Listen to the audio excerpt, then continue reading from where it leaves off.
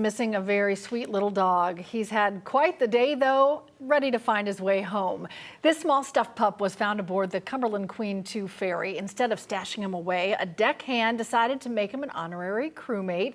He played cards with the crew, went fishing, even met the park ranger. Cumberland Island is beautiful, and the pup got to see the beach off the coast in Georgia.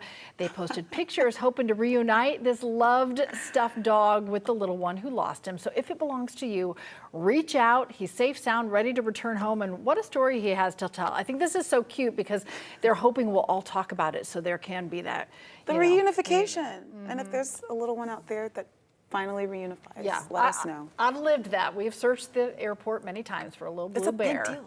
No doubt. It's a big deal. Melissa, it means everything. It does. It reminds me of Flat Stanley, too, when you were younger and you read the book and you did the Flat Stanley thing. So hopefully that bear's reunited and they can just imagine all the fun adventures it went on. All right, it's not a fun adventure, though, if you're traveling up 400 right now, because I'm looking live on our camera into heavy rain that's pushing into Roswell, in towards Alpharetta right now. We'll take a look at how rain chances will increase even more tomorrow. That's ahead in your weather impact forecast next.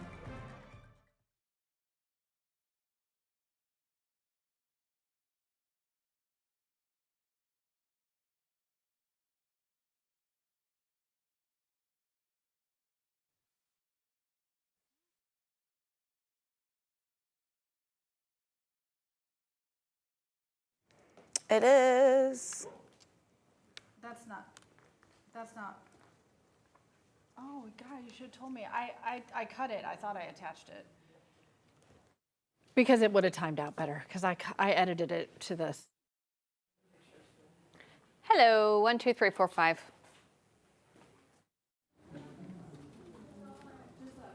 Mic check 1, 2, 3, testing 1, 2, 3. Thank you.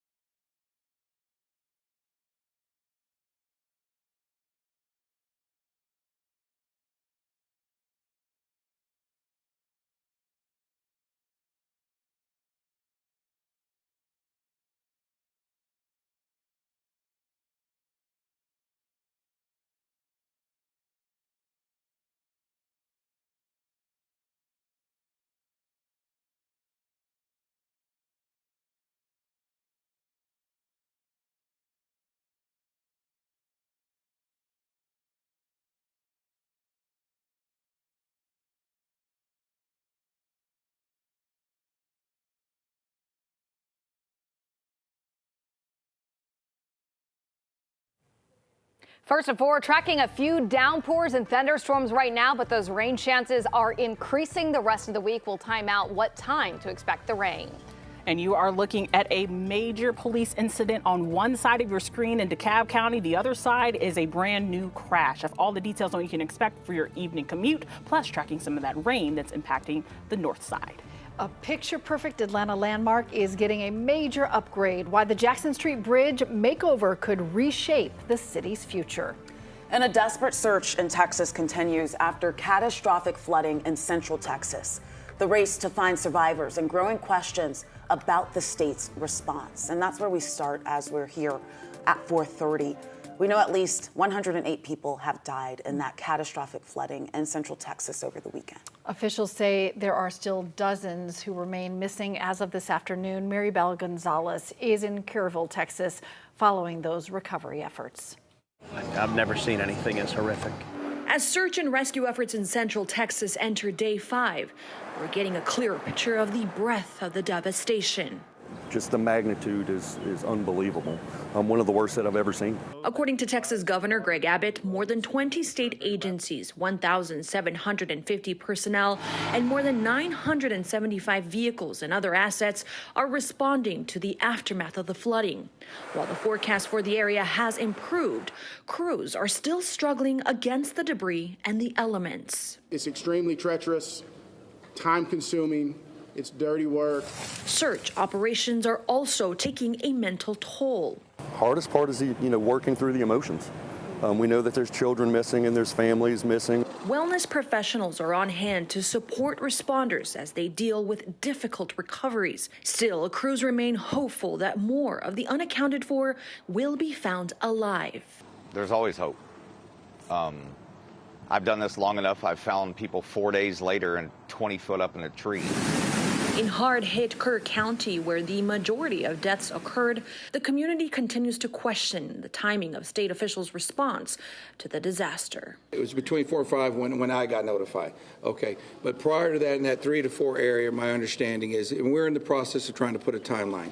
That's going to take a little bit of time. In Kerrville, Texas, I'm Maribel Gonzalez reporting. Each day that passes, the images are more and more striking. And anytime there's rain now, Melissa, there's some trauma that goes with that for anybody in that area. Certainly on edge, but most of where the flooding was west of Interstate 35. And this is the big picture map through Austin and also San Antonio. This area is where flooded. A lot of the heavy rain today has been east of I-35, a heavy rain stretching throughout the Houston area. And I think moving forward the next couple of days, it's going to be focused east of that I-35 corridor. Meanwhile, for us in North Georgia, we've got all this deep tropical moisture, and it's being pulled in off the Gulf up across the southeast, all in advance of this slow-moving front. Now, there is some severe weather in advance of the front as well through the mid-Atlantic, but for us, it's this garden variety thunderstorm pattern where some of us are getting rain and a lot of us are not, and that's what we're going to be in for the rest of the week. So hot, humid, with some storms, but some of us will stay dry. Right now on radar, most of us are dry with the exception of the northern suburbs of the Atlanta area. I'm tracking some downpours and thunderstorms. In fact, there are thunderstorms right now just starting to get into northern Fulton County, in towards Roswell, pushing in towards Alpharetta as well. So you're going to run into that heavy rainfall as you're driving along Georgia 400. Also a couple of thunderstorms there well to the south. This is in Upson County, not far from Thomaston. Live look right now. That's that camera up Georgia 400. Those dark skies in the distance, certainly heavy rain going to impact that commute home. If you're not in the storms, though, it is that heat. We've already hit the mid-90s today. We're currently at 91 in Atlanta, feeling like 97. I'll tell you how rain chances will impact these numbers the next couple of days. That's in about 15 minutes. Danielle? All right, Melissa, still looking into DeKalb County at our biggest crash right now. We do have a little bit more information. There's actually a crash and the police activity literally right across the median from each other. So both westbounds and eastbounds are impacting, and unfortunately, eastbound's getting a little bit slower there. So you definitely want to make sure that you're finding an alternate route. If you know someone who is headed that way or takes that way to get home, they're definitely going to be delayed getting there. I would say 675 to Moreland Avenue is probably your best bet. Also, as you take a look at exactly what's happening, this is the police activity there. And then on the other side, that is the crash. I did just see them put a victim in the back of that ambulance. So that's probably going to be a while before that gets cleared. So make sure that you are allowing a little extra time. The backup goes well past Panthersville Road, and there's also some more incidents that I will bring you another update on shortly. All right, Danielle, thanks a lot.